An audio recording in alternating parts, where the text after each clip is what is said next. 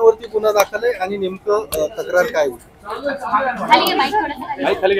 खड़क police स्टेशनला काल रात्री जिल्हाधिकारी कार्यालयाचे प्रतिनिधी यांनी एक फिर्याद दिलेली आहे। त्या अनुषंगाने एकूण एक तहसीलदार आणि 8 इतर आरोपी विरुद्ध क्रिमिनल कॉन्स्पिरसी, चीटिंग, फोर्जरी या अंतर्गत गुन्हा दाखल करण्यात आलेली आहे। तपास ईओडब्ल्यू कडे वर्ग करण्यात आलेले आहे। तपास अनुषंगाने पुढील कारवाई करण्यात येईल।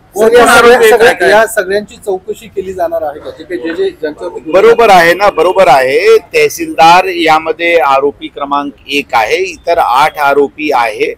त्याचे बद्दलची जे गुन्हा दाखल, जे फिर्याद प्राप्त झाला त्याच्या अनुषंगाने गुन्हा दाखल करण्यात आलेली आहे आणि तपास ईओडब्ल्यू कडे वर्ग करण्यात आलेली आहे। याबद्दल टिप्पणी सध्या करणे संयुक्तिक नाही है। जे फिर्याद प्राप्त झालेले आहे त्या अनुषंगाने गुन्हा दाखल करण्यात आलेली आहे। तपास अनुषंगाने त्याबद्दल पुढची टिप्पणी करता येईल। मीडिया कंपनीचं नाव या खडकच्या तक्रारीमध्ये आहे का त्या एफआयआर मध्ये? बरोबर आहे ना, ती एफआयआर ते ऑलरेडी पब्लिक डॉक्युमेंट आहे, ते आपल्याला कल्पना आहे। तर त्याबद्दलची जे फिर्याद प्राप्त झाली होती त्या अनुषंगाने गुन्हा दाखल करण्यात आला। चौकशी होणार का संचालकांच्या, मीडिया कंपनीचे संचालकांचे? जे काही यामध्ये ज्यांचे संबंध असतील सखोल तपास ऑलरेडी मी सांगितले ईओडब्ल्यू कडून होत आहे।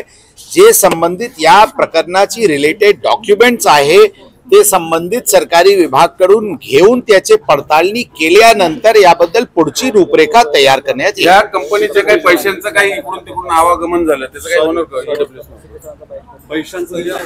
पैशांचं काही आवागमन झालं? मी सांगितले दुसऱ्या विभागाने त्याबद्दल चौकशी अनुषंगाने आमच्याकडे फिर्याद दिलेली आहे।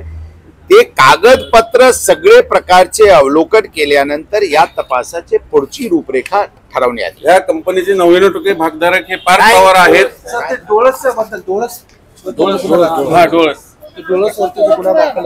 काल ते त्या प्रकरणात अंदाजन 14 कोटी रुपयाची फसवणूक बद्दलचे गुन्हा दाखल करण्यात आलेले आहे। आज क्राइम ब्रांचची पथकनी काल रात्री आज सकाळी नाशिक वरून 3 आरोपी यांना ताब्यात घेतलेले आहे। ते आरोपी यांना इथे आणण्यात येत आहे। त्यांचे इंटरोगेशन आणि पुढील कारवाई ईओडब्ल्यू कडून होणार आहे। तपास ते पण ईओडब्ल्यू कडे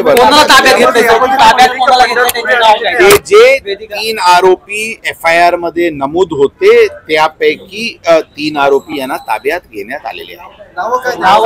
नाव ऑलरेडी एफआयआर मध्ये आहे।